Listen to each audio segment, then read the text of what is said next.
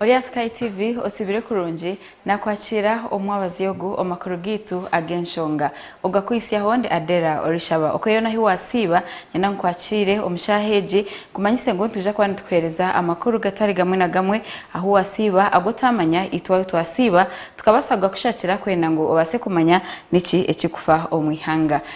tinyo nijo ndi adera orishaba reka twate mukache tugaruke nga kwisiho ombwijwire.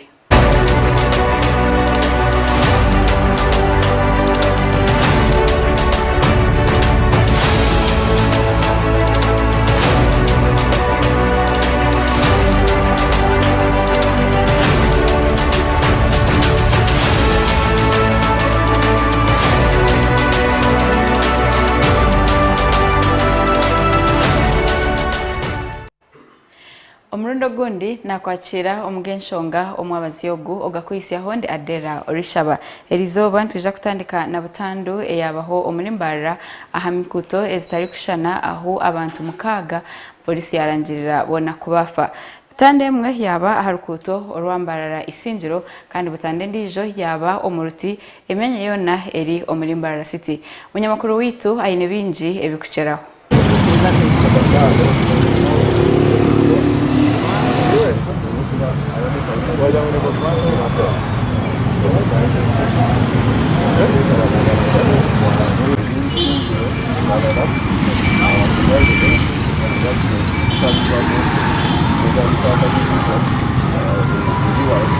Six people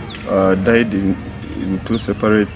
road fatal accidents on the Isinjiro-Mbarara Road and the Kabari-Mbarara Road in Ruti and Nyamitanga at mile 8. And of these 6 people, 5 have been identified and are yet to be handed over to, bodies are yet to be handed over to their relatives for decent burial, but one unfortunately didn't have any form of identification on him and hasn't been identified yet. Cause of both accidents was reckless driving. The one of Isinjiro Road, the reckless driving was on the side of the canter that was overtaking where it was not supposed to be overtaking and was about to collide with an oncoming motorcycle in the opposite direction. And to avoid head-on collision, it ended up ramming into the Corolla that was moving in the same lane with it, killing all the 5 occupants in that car. And then the one of Ruti, it was still reckless driving on the side of the border rider, who overtook without seeing what was oncoming ahead and ended up having a head-on collision with the Toyota Spacio, killing 1 passenger on the motorcycle and injuring 2. Ago namakuru gobsasi amakuru agabutandu ezaba omusiti eyambarara kandi abavuji haba motoka no kwongera kubehanangiriza okugira ngo mase kufayo okubasa kukozesa kurungi enkuto omakara gandi agutwinire ori kurira okubara ebitabo bya government erizoba yahereza yo report ey'umwaka ogwa2021 kandi reportage yagihereza speaker kandi omukoro gwa office za speaker ahishenjero omuchara anite among days of funds, delayed progress of works, unsatisfactory quality of works, weaknesses in contract supervision, among others. Madam Speaker, we also looked at the assessment of government readiness to implement the parish development model. I undertook an assessment of government readiness to implement the parish development model and noted that in the financial year 2021-2022, government budgeted for 234 billion shillings for the model, out of which 139 billion was disbursed to the various entities to start up activities. Government was commended for putting in place a number of initiatives for implementation of the PDM, and this included 1. Constituting a national policy committee to give strategic direction for the intervention. 2. Setting up a PDM secretariat to coordinate the efforts of the program. 3. Publicizing the program nationwide. and distributing startup funds for the program to commence on the work. However, I noted some areas that require attention in terms of readiness of government to successfully implement the PDM, and such areas include: 1. Lack of a complete baseline data to form the basis upon which the population will be profiled in order to identify the beneficiaries that qualify for this intervention. 2. Failure to operationalize the parish-based information system intended to support an integrated system for planning and decision-making at sub-national and national levels. 3. Disbursement of funds to circles that were not appropriately registered. 4. Failure by circles to utilize funds. And 5. It was also observed that the funds amounting to 594 million in 5 local governments were not adequately accounted for. Also, you need a database, because at the end of the day, you're going to give someone who is from across the money and you think that person is yours. This is very important money for us Ugandans, and it will help the local population in hitting them from the poverty level. But it can only be of help once we use the right process to disperse the money. And as Auditor General, I need you to be very strict in terms of operationalization of PDM. Once more, I want to thank you. And the value for money audit, kindly put a lot of emphasis on it. Even if you see us as Parliament not working, come and audit us, come and do an evaluation for money audit. Because we should be examples of the rest. So if we are not working, we should be able to do the right thing. To thank you most sincerely for letting us, giving us this valuable time to enable us perform this important constitutional role. Ebyo niko byaba office eza speaker w'ishenjero lihanga oko twarugayo abebembezi ababantu okurabira omubiza groups zitari zimwe na zimwe kandi abantu abana bino obujunanizibwa obukozesa ebibira iriza bayiteranira aha mbuga nkuru eza town council eya Rubirizi okwasa koreka obutashemererwa habo kugira ngo nibenda kwija kubingwa omahamba okwerarikirira kwija obwanyuma yebaruha erugire o ministry ebyo burambuzi eri kugira ngo ebibira nkakashoha kashoha Chitomi ekiri kugabanwa Rubirizi Bushenyi ahamwe na Buhweju otireho ne cha Karinju Forest ekiri kugabanwa Rubirizi Bushenyi ahamwe na Mitoma okugira ngo ebirebi obuhati nibyija kutandika kurebererwa park ya Queen Elizabeth. Geoffrey Mwebaze ori kwebemberanya abanyarugote group Bushenyi nagira ngo abataka bine myoga eri munko kutungira enjo cyo mwihamba okushenya yenku nebindi ngo kandi bija kutangirwa ugaruka kwejambisa ihamba nikiza kubateganisa twakirizana omundagano yitu eito akozere 2016 nemara imyaka 10 ko 2026 kandi ndagano iteka kuri hari yunko kusenya twine amazoba biri gukusenya mu rwakasatu no rwamukaga twine yo kagaba group twahebwa umwanya mu NFA wa polisi za mwenzoki twine yo irizo yiti byenzoki kandi umwanya wo gwa NFA harimo n'abamemba nabababire mu kibira hate kibire cyito kuturire ebarero ku rwo ministry nezere kugira ngo NFA egendere kimweze uwa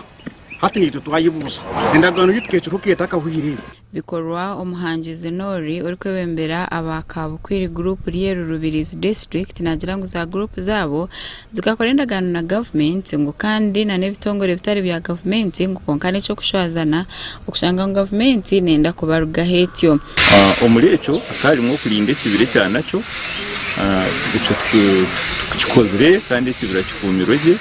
kandi twahebwa umugisa twahebwa kwitaka igihe bine hectares rukagi 15 rukagi 15 ezo twikirizana okugira ngo itaka eyo niza kukorerwaho project zo kujyara mu imiti kakarutusi na indigenous nkentasa y'abantu barabasakutayiza mu kugira ngo bakumana n'icyo kibire cya burijo ahabwa ebaruha ubushobozi bwahabwa kuwa ninga government kugira interest mu ebra twirenebeye rwa CFMZ na NFA kwenda ku upgrading kuzo mu national park icyo ne kintu kitapfakanisa konka teka nguka stakeholders abaturage barebera kandi abatwire mu investments zitu shemerire nitwe kwebo mushakurwa tukacontributinga views zitu mu process ayuko upgrading bibera kubihindura national park. Innocent Byamukama uri coordinator wa Karinjo Forest na nabataka nagira ngo okusharamu okurinda ebyo buhangwa bitari mu bantu ba burijo nikibashitine makuru nka stakeholders ninga sabantu bokwata bacibera bakwandikira bacyamana UC5 na ba kansara na ba speaker kugira ngo bakore council resolution kwetagwa nka kimwe abo kwetagwa kugira ngo bicibera bakindure bacete kwineza best national park twakubeta national no kucindura konka itoka abantu gebitongore bitari bya government twino kwato munongo ntenda tumanye agente bekanisa neza gasereto muntu wa burijo conservation etarumu omuntu wa burijo nayo nefiri kataro government simwe kubane teka kugira ngo nikore kuma ebyo buhangwa itafuta muntu wa burijo akwa umuntu wa burijo agumara kubi aine jara aine obworo ntweza n'ekibire cyo ninga paka teka akuma nyitegereza yanje umuntu wena uri gusasibwe byo buhangwa ari kumanya umugasho bwo buhangwa ari kumanya ngo turi wabwe byo buhangwa ashemeye kuba na welcoming ejo proposal yawo ahabwanje ejo nyitegereza yanje ko umuntu kandi aba bakomplaininga nituza kufegwa nituza kugira ni baba batahirira amahamba bakagatema kakabura aba bakugira ngo katutunjiye mebe bigenjo kimaze mebe umigi abo kino uri kwenda kubikwata aba bakugira ngo bumwe kanutwani tuzayo uwo nanga NFA iri kutwikiriza 2 weeks tukiya yengu mazime ko nimuza kugumana muzayo ni mukora ki ni muzishenga ubwahati no kurinda okureba ministry okwerije kwatanisa n'abantu kugira ngo habasa kubaho enkoragana nunje amakoraga gashakwa Sharif Murungi omuri Rubirizi webare Sharif Murungi okutwisiyaho amakorago omugandi agutwinire government yashabwa kuhereza amashomero agabantu buntu obuyambi yabiriyo gateraho ebishare bya hamwe ebigona bine kushashura hamwe kushaba abazire ebini byeje bwanyuma ya government okugira ngo neja kucinga amashomero gona agararimwe kuratira eco kugira ngo ecenters government etireho amashomero gabani go gashaba abazire Laban Kanywa or director of Global High School Mbarara Kandori chairman of Federation of Non-State Education Institutions of Western Region yagira government ekabire neshara omushoro ahabintu ebari kukozesa nkebyo kuriya amajitage byiruka na nebindi yabiriyo kubasharira mu sente ezibine kushaba abazire Federation Brand kwebye televizimbe ngo shanga fizi zabo ziyahiguriye amasomero ga private hata wagira ngo aga private gatongeza sente kandi tukubashorashora amashomesa hata no mansangu amashomesa bo babona bari mu private kora yongera umushahara wa mushomesa wa science ukagusiya miliyoni wa government hata wo gwo mu private baba tongeza sente umushahara gwe kayongezwa guta hata no umushomesa uri mu private wabona bone rero umushomesa ryo mu government we azarami bigana ni yitutwena ubaturiye mu government ubaturiye ba private ugana ni twena kandi byo bashemeye kwego mugisha kureba ngo nabaje ningashe natungura icyarukora bari muno Kabateri Nemero Francis Semambo or director wa Kabateri Memorial School yagira ngo bo nkabatandice b'amashomero hariho ekibahwerira abazire ngo nka government teyine ceba yambire Kabateri ne nagira ngo government ekabire ne bahweraho ombintu nko kutraininga abashomesa no kubahereza bitabo na nebindi binji twatunga uburyo burungi obutebekine wakwasa kutwitiriza kuri twa supporting government okushomesa abana bihanga kandi private schools umurimo wo gutukozere mnonga tuyendere no gukora ahabuka tubwine mu bumanyirivu kandi tumanya ngo umwana yashomesibweje atungire ubuhereza burungi umushomesa ashemerirwe arikutunga kashara kampero go kwezi ebyo mu class bitebekine ishomero ngendo mbishi when businesses zikora hino muri muhango kwatara government abaka amashomero ga private schools gataratandikire mu Uganda mutkaye twine embere Gerard Agaba oriyo muzeire nagira government nekoraje kugambirira abazire ngo konka ekabire nebanza kuhereza abatandiki b'amashomero obuyambi umwanya go kubaharahaza nkengamba ya hato kweri bari no bari business yao kana kikiri indeba government kirwanye bazayicekinge manyengwa ya kijya kazindekayo hato ya mashomero kandi abo kishomero genda misoro kumanyogeza kandi n'amashomero ya degadio business nabona gexaggerate gaba first of all gakirwanga bazaga imbere y'abaziri na imbere y'utudu tujiro ko down imisoririye yahingu abantu b'indu mutabuni nanone ya business ebintu byona byahanze so itezende tuzuru mwe n'amashomero nako bantu nobongeza school fees yes bongeze reasonable kujya mu myende yongire nk'abari cyo kirengeza aho bacereza abantu biza kuremwa shomesa abana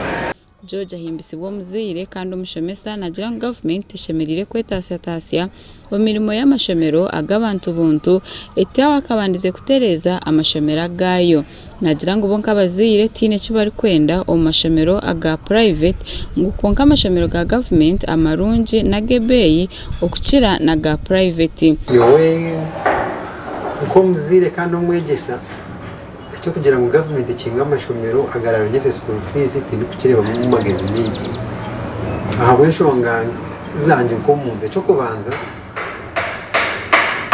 amashomero ga private isindi ziga kushafura abashomesa bakugura mu bitabo bakarisa abana zgayi home school fees hate ubungu wayo bagura shiringi 15 hate kilo ne yashingiye ku 35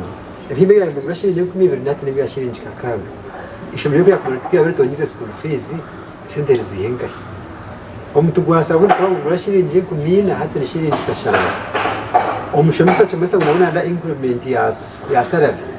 umusabiti ibiri enyuma government karugo yagira ngo neza kutekaho ebishare ebi amashomero go nagine kushaba abazire na mnonga omashomero gabantu buntu amakuraga gashakwa Martin Nebye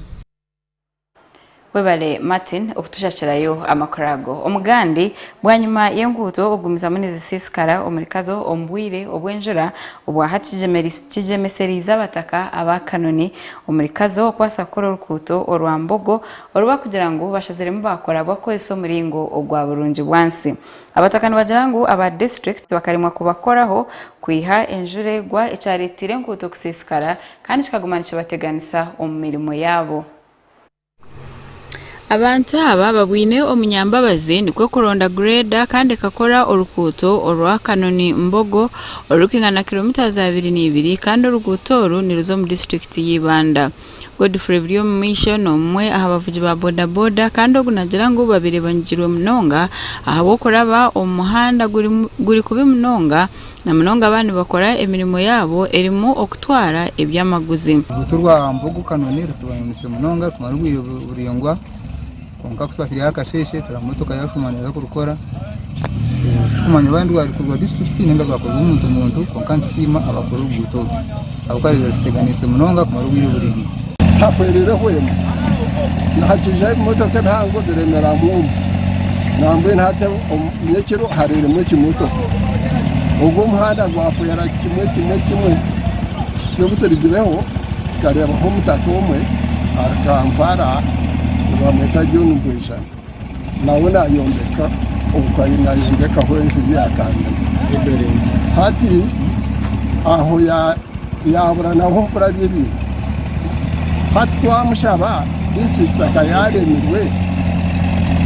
akita kwasa korra kuba norwa district konka kwiha district yite yakazone yatandika tubakarukoraga nangwa no bayo tukiruhura bakarukakorwa ombwire bwa chairman Kamugungu neje myaka yone huire kiruhura nabwo turakoze mwe nembere y'umuntu njyanogire uri mukuru w'entebe ya katano ahabwa kazo Reverend Samuel Mugisha Katugunda asimira abantu abo ahabokora burunji bwansi kandi yashaba okwa district emikono na mnonga ombwiro obu district etakatungire byoma konka tubitakatunge buri bukora so mbwenu nyenda kusima umucyaro ogo ubunkuza kuronda hati bunkwenda kureba rero ku musima n'abataka bona abakora umurumogu bakataho karvats bagarika bakahatinda aha birata kurabwa imotoka zona nazapika birata kurabwa Genkuteji negita kazo na nibanda kandi gita kanoni na nengari kandi amate ebitoke na nebindi byamaguzi nibyo biri kuraba omukuteji bitobwa hati abantu babire bashobanjirirwe Amakuru agandi meya wa Mbarara City South yahiga abantu okutandika gukora burungi bwansi okwenda nguba basekutereze mihanda ibari kubani bakozesa ibi ni byijaho bwa nyuma y'abantu okwetombwita ahamiringo eyi enkuto zirimu kandi enkutezi eziri kugambwaho ni Buremba Road ahamwe na nezindi hatereho burembezi ntabwo hatabwe nguto yajura kuzigwire manda yona itube twakozere yasiskara namune itube tutakakozere muna yafera kimwe mbwenu no burembezi ntabwo wakati tutu kana shote ni hangari yona yajura zigwire zarengesereza kokita ka division tuyumsta uriyo abokontu abantu bitu bine kugenda twatandikire Eliyo nejezaho ukureba ngo yatereza enguto no bucyayo ngo bakatunga ka budget kace ako bariyo nibakoreraho Edashikana 22 niko twayikamuherwe ceka cyitse cyo kubanza ecagenshonga reka tumureho tugaruke neceka eca kabiri Otarga Sky TV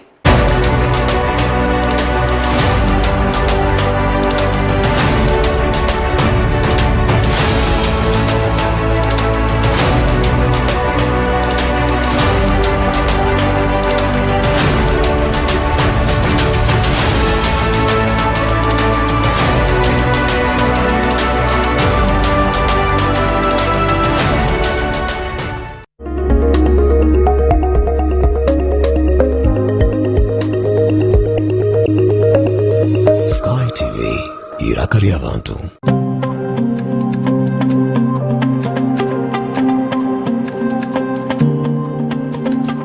Buli lwa kabiri shaisha tukashahi naze kiro otaferwa program yo muhinji no mulisa aha Sky TV. Kwega abahinji okega abakugu nangwa tukakopa nari abo bantu ababasize kuraba omu business age bari kutwegesa kimwe bibiri bishatu okutwa kubasa kutunga entasya ombyo buhinji no bulisa obwe turi kurabera omu mataka gitu make rero tyo tukabasa kutunga entasya nyamurungi obwe program age neza kubone kukiboho nyowe kanwa kagamba Edmond principal farmer omuhinji atarukwata mu itaka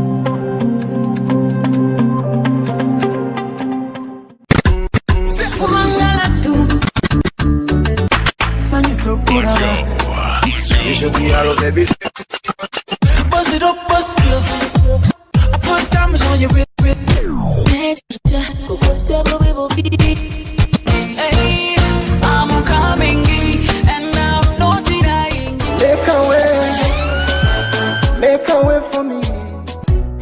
Lunchtime request show aha Sky TV okurugoro kubanza Sero gatano shaha munana shayi kumizo mwabaza no twantuta omudi ya chamushana akushaba keshongoro tukisyaho birthdays no manya oryoko to kumanya muntu wamane wo celebrating na birthday twinemu obutumwa bwingi aho surprise calls ziri no basa kohereza obutumwa mama wawe tata wawe omwana wawe nenga shi boyfriend wawe nenga shi ex wawe kuruga shaha munana shayi kumizo mwabaza hanuya aha Sky TV iraka lyabantu is the boy king Nadena Cubs baby bam bam bam bam bam bam bam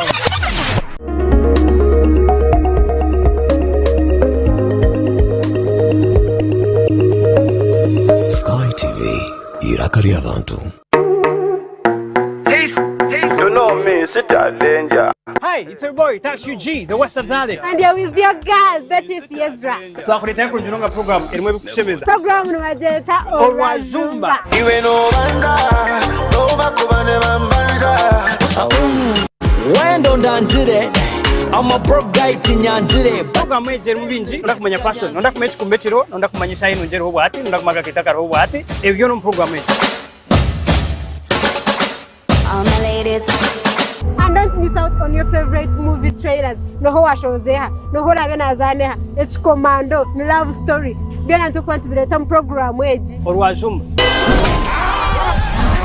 Alright, nonda kumanya celebrity wawe kwa kutura no kwa kurara nonda kumanya kwa kugenda street nebicire no mecha koze yesterday ninge cyakuza korera izoba kandi ndiko tubaletera favorite comedian orabe na kusetsa orwo kubanza twine a fresh hit videos nzya kandi zibiri wa kabiri 100% western music zibiri wa gatatu no woman crush Wednesday and orwakana buri izoba ndiko tubaletera bweshongoro bwanyu butano obukize kwata in the western region. Don't miss Orajumba kuruga shahi 11 mpaka shahi emwe ezo mwabazi Sky Television.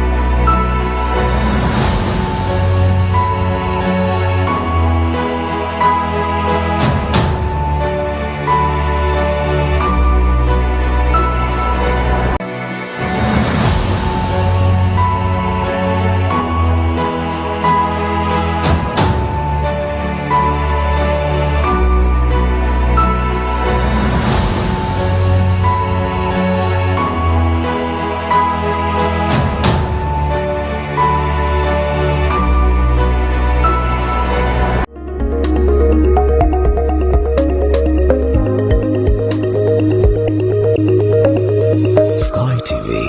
irakari abantu.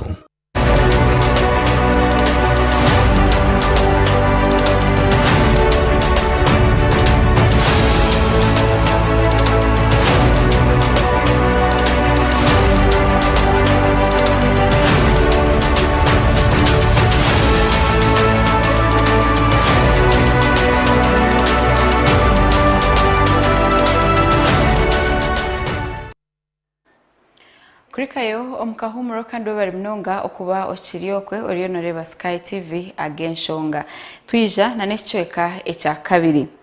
obo NRM erikuza kujaguza emyaka 37 eyaisia ombuhereza tuyongeno mishana no kwereka bimwe aha bintu ebyabireho na mnonga aha bantu ababire bari omukishaka kandi twine Kano Charles Bukondo akiyo nasitebeza echabireho omukishaka nichi echamuhikireho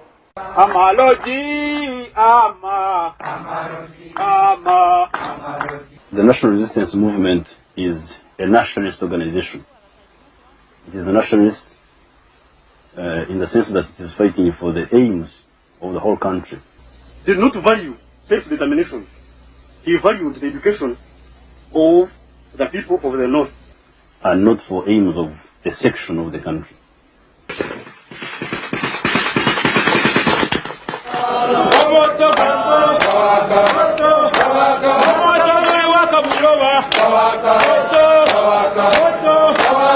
The Republic of Uganda, and that I will preserve, protect, and defend the Constitution. So help me God.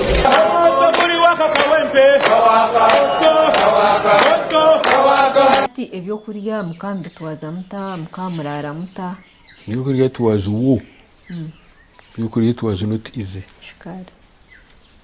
aba bantu banyunya shukari nabakaranda siti n'umuhanda aba tugenda atukugira ugira Paulo uti manye ngogo no wanyu no muhika akugurura shukari yukunyunya kandi umushakekeriyo aha bana yincha bakuriya nambe nubo barwe n'urutaro rw'amani ababuremeze muhogo zabo ente zotkariye ente zabo nyinji tani kindu kitwa turye kindi konko bundi abo bati baba diployingire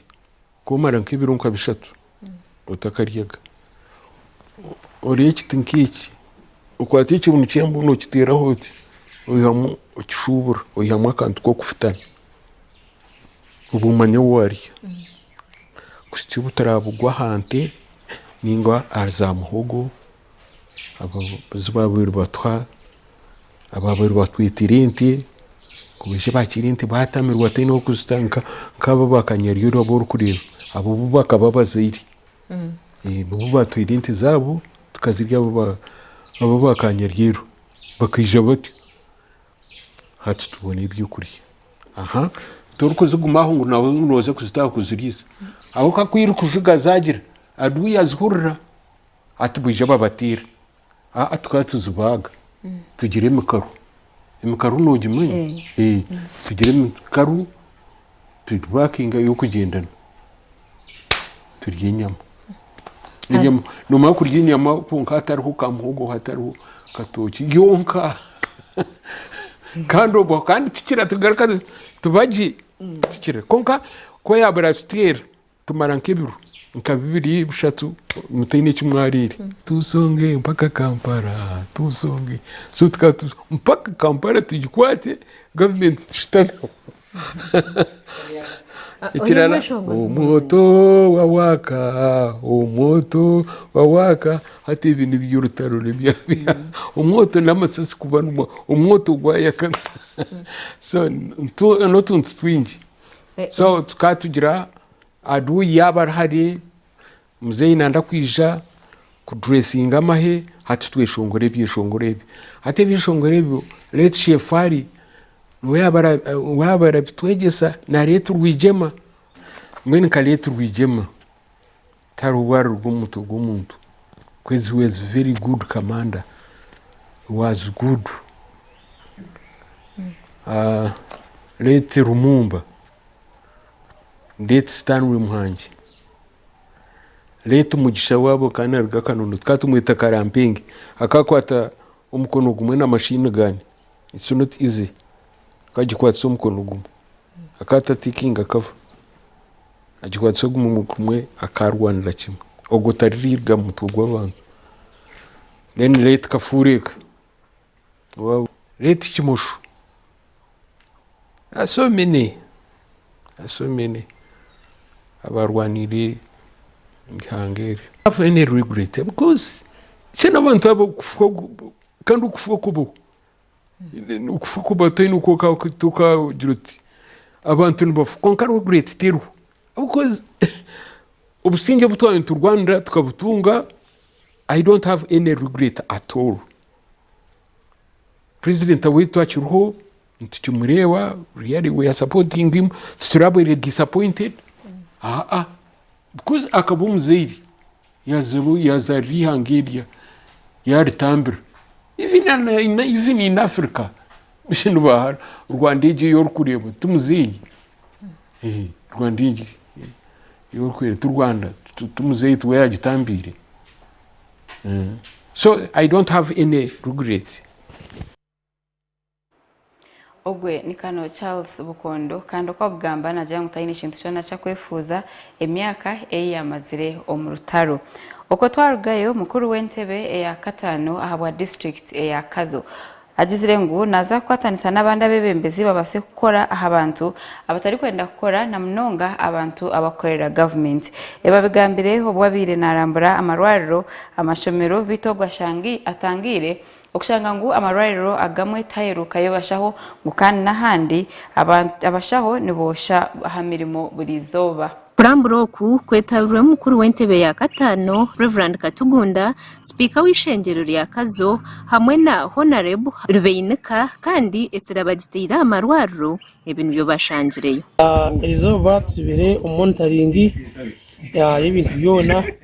atabundi gamba tacampangara a health center 2 kandi yene kuzubwa bwa health center 2 kuza health center 3 nabwo cyo insima hanga munonga abo campanga ntukura mutwashikaho yenzo zarugura health center 3 kandi kizimbe cyo kureba yencondo kashiri ngendo misho insima leadership ya Kazo district nga district oreka ngoni ibyo campangara natuyishukwaho kandi tutunga project sezo reception maternity ward staff quarters ruri mu rubera appetizing ahanija kubera murago ya nkungu hamwe na bijye All speaker w'ishengero rya Kazo Dan Wamnyoga ayihanangirize abashaho kugumana bakore imirimo yabo kandi yaraganisa kawo ubutashashura abo abatakora nk'abashaho abashangirwe omurigi health center 2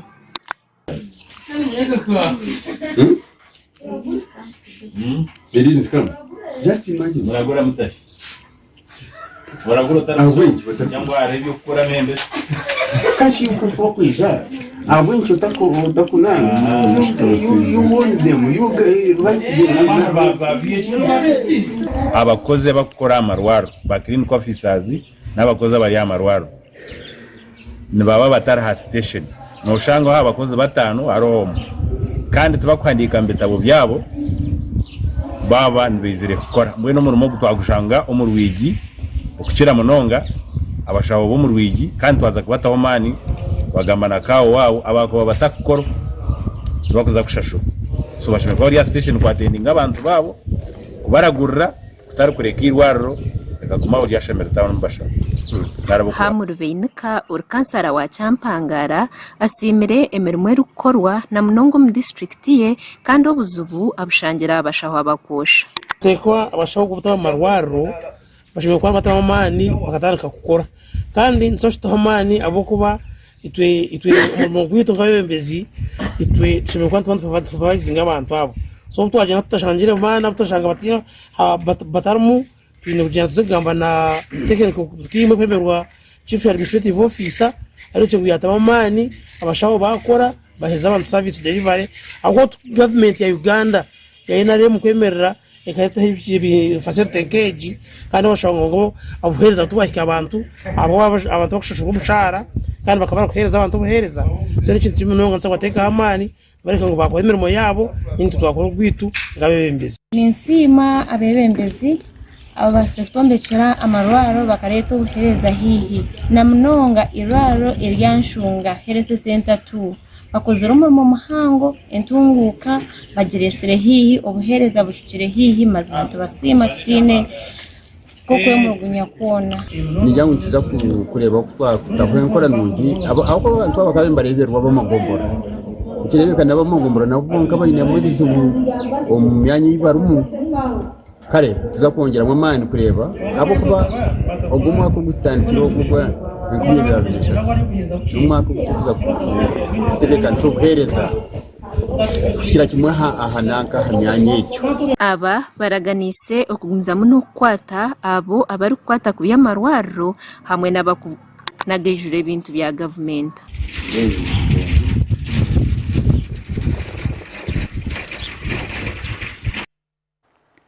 Abanyambarara bayoreka ukwerarikirira omukubika na za sako bari kugira ngo sente zabo ziferiremo otirona no kugumana babiyaho amagoba minji bamwe umbo twagambaho nabo bashobora ahabuzibu obo bashangire omukubika na za sako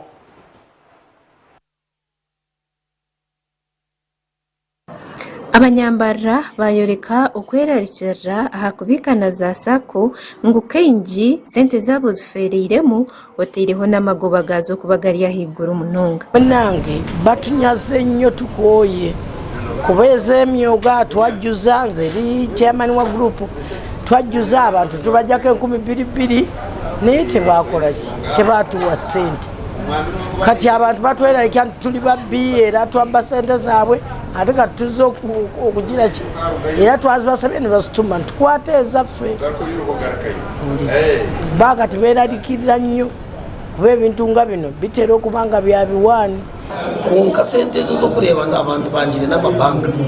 n'otambula otamutranspota orena hati transport ekaza mu sente zayigura oshikayo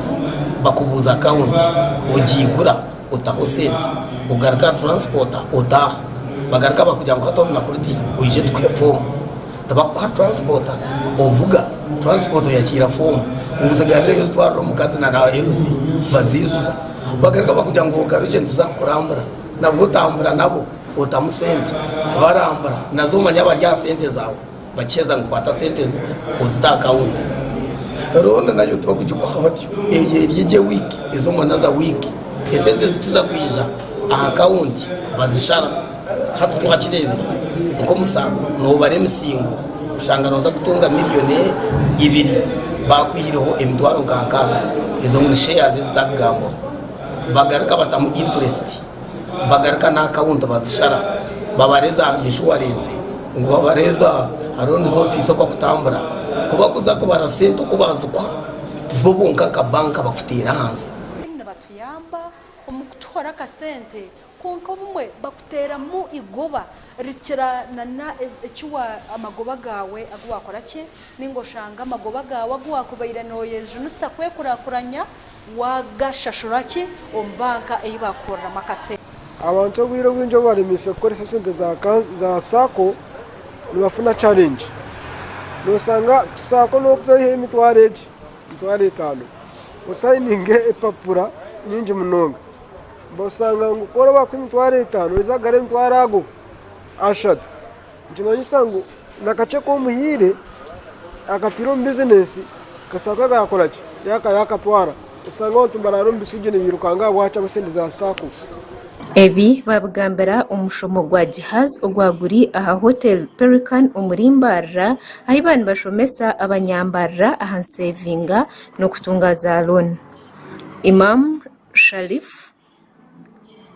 Kajiko umushomesa w'ebyentasya yahabura abanyayuganda okubanza bakacundoza ahari za sako batakabikire nazo embera itukorramu embera yi sako zinukorramu obumwe ezimwe zikire kukinga zabura kugendaje ekyo kubanza abakuzikora bakuzitandika mbatekwa kuba bari abesigwa kandi even beyond okwesigwa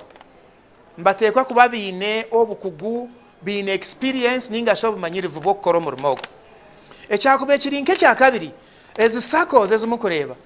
nazo nizehora ninga shini zeguza handi kuza kuguza abantu abuzikwereza hato bumwe bintu bikirema bakabikerereza oshanga baremwa na amagoba gubakubendahereza ekitongore ninga shibanka eyabahereza a case in point twine Uganda Microfinance Support Center esente ziba kubahereza nizibazira hamagoba kuze kubarema sako eremwa ninga kinga ninga shoshanga foundation omusingi gubajombekireho gutari gwobukugu haza kiretera ebintu byagwa oshanga mazima gaburamu ntwenda mazima mu kintu cyesente munonga ni kandi ntwenda tuhereze business ekitinisa sako ejo nayo ni business nkimwa bakoza kujeguza business ni nkomuntu business ne rwara ne kura nefa ninga shino gitwara no mwirwaro you rejuvenate it ojigarra ojijurra ebasa kugomeza mwe kakora ningo mumwefera kimwe so abanyayuganda kinkubeha nangiserezana kimwe mushemeye kuhereza business ekitinisa ogirebe nkoko kureba amagara gawe iwe munyayuganda we ebone kugenda mu misho obwo bweremo bukwijamu tube tubihiremu ebintu bigenda mu misho asente zo kugambaho ni zirugo mu center kuzikwizo mu central government zishikira aha city lero ziza hansi ba CDO bari no mobilizing abantu no babagamuna ngo behandikise om groups sente ziza individual neza groups konka abantu bakwenda groups abo kubanyije aba leaders babo bakamesfitinga kubi sente baziri but we are trying tugezaho na mwe hari sente zinde zizire ezemyoga Paris development budget PDM already babongiyeho millions zinkabiri so soon within 2 weeks abantu baza kutunga sente bazikoze umugandi agutwinire abashubuzi omutawuni kanso ya Rushere eri kushanga mu district eya Kiruhura berarikirire ahabwa abantu abari kugenda nibahoza aha muhanda abantu bagira ngo kuba ari kwani batware mushuburo yabo ombutare bashanga za road blocks mu mihanda kandi aba nibabani babihamo akasente abashubuzi nibavunana tendara umugombore ya kenshunga ngo nata road block amahanda abihaho sente anke bitoki za kitaji turi kubireta netugana road block nyakashara bakwemereza utiko washo kandi hati nkecho washobora ngutemerire kushorra umukatara hati hari yaho ariho umushije bamwita ngo mukomboze obokora ki obogirotana batekwa kukwata mwene genshunga yone mugigamba ho tinkushasha kugira ngo nimpekere gombora yanjye ngo neshoroza no nishemerwa naba nimporra umukatara kinguruzamo konka ninjanshasha nyunkanye kanwa kagambi zoberi abokoreza hari abantege musmart cyanye bagira bata bagifumura owana hoza yangambire kintu kimwe yagira ngo bankora ki ngo bantora nkahi ninza kora mpaka kana ntakwende mpera nakugifumura mpaka nzirenta mpwira nani nshaba abukikwata oba abegombore yarshe abo kubasa kuza district so nyomkombozi tinku mushara kugira ngo yampoza no abo kuba inaka konje akakonje nikargo mu government kandi nkubasa kukwata mukomboza uko ayina kakonjiki nikamwikiriza koza ki ibintu byayemereza kandi yo tinyina bushobozi bwo stopinga mukomboza hata nkabebembezi mbe niyo mwaza district nyina masiko ngware bo mwika hariya nugwimuka ngo bagwine ki umurro mukombozi hino kumuhaka konja ko kutoza mutajyaho naketera nyina nshanga bucikwataho muza district mutorebero kweza mukombozo gwakakonji amustopinga kugira hata kutoza. Meya wa Rushere Town Council King Martin Cyanyawanga yayehanangiriza abubona abakushoroza center muhanda kureka kuteganisa abashubuzi nakakiko kakatara kitwaronda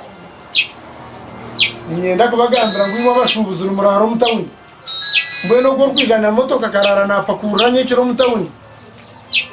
na supplying aba hotel naba tondi nyira mumwana mugambo hatogwe nimo muratwerpota tukamukwata owa motoka arete bitoki byo offroadingira omukatari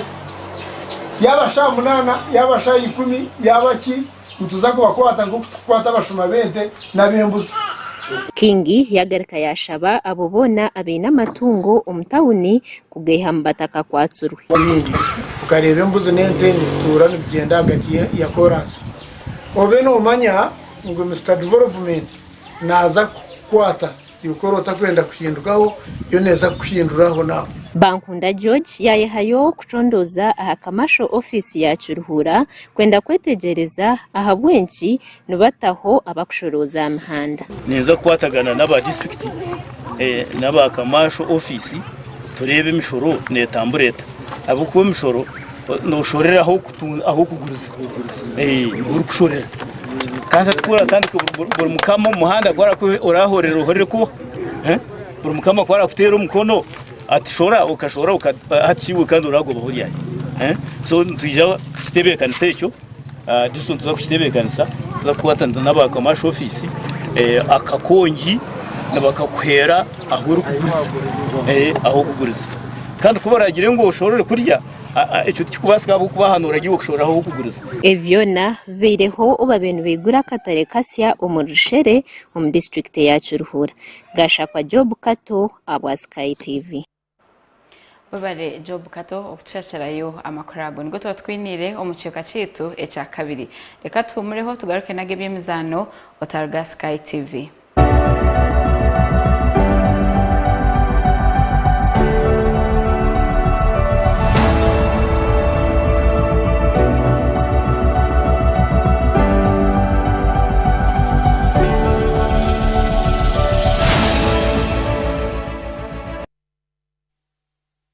Kurikayo omukahumuro Amakuru agebe mizano timu ya Uganda Cranes esinjire aba Senegal omutano ogubazanire ekiro echa nyumwazyo twine bingi ebikucheraho. Came and I'm very proud and happy of the players because win came as a product of their hard work. Win came as a support of all the Ugandans and FIFA and all the Ministry of Sport, government of Uganda and everyone. However, for me, moment when the match has finished, I have already put the match in part history. I have already switched my mind towards Ivory Coast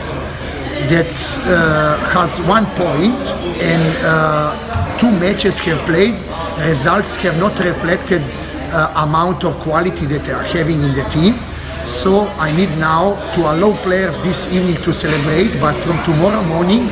we need critically to look at the things so that we properly prepare for the match, because we are having chance to be the first team in the group. All 3 scenarios are available. We could be the first in the group, we could be second in the group, and we can go home. Therefore, as a mature leader, I need to put players firmly on the ground, to not fly in the sky, to understand that in football is like fish. Any moment could slip out of your hands. So, building on this momentum, we need to improve so much, playing against Ivory Coast, getting good result and qualifying to the quarterfinals. That is our strategical target. But in the same moment, one extra target need to be not only to qualify to the quarterfinals, but also to be the first team of the group to avoid ebyo nebya Uganda Cranes hamwe na Senegal. Omugandi abakisongore echa MTN baherezayo obushagiki obukwingana billions 19 mu Uganda Cranes kugira ngo base okubayambaho babase kutunga ebyo kujwara.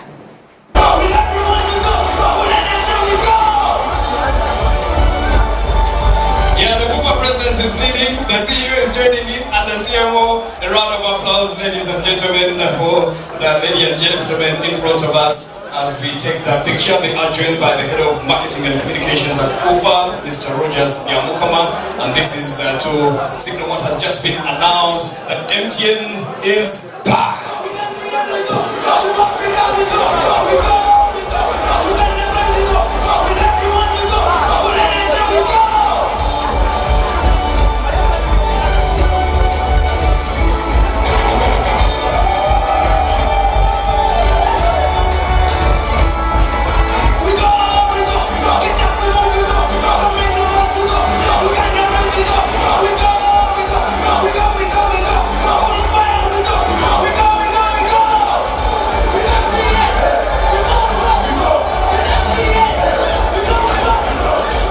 Thank you very much, ladies and gentlemen, for that function. Now, we all know that MTN Uganda is back with the Uganda Cranes, and that definitely says we are going to have a good time with the Uganda Cranes as we cheer them starting tonight when they take on MTN Uganda, Sibya Mlingi, and then the MTN Uganda CMO, Mrs. Om. Ladies and gentlemen, you're welcome to the stage. Thank you, Patrick. My duty is a simple one, is to call on stage the CEO of MTN. Sylvia, you have the floor. And it is my singular honor and privilege on behalf of MTN Uganda to announce this day that MTN Uganda is back with the Uganda Cranes. MTN Uganda is bringing the game back to the fans. So Uganda, let's go! Let's go!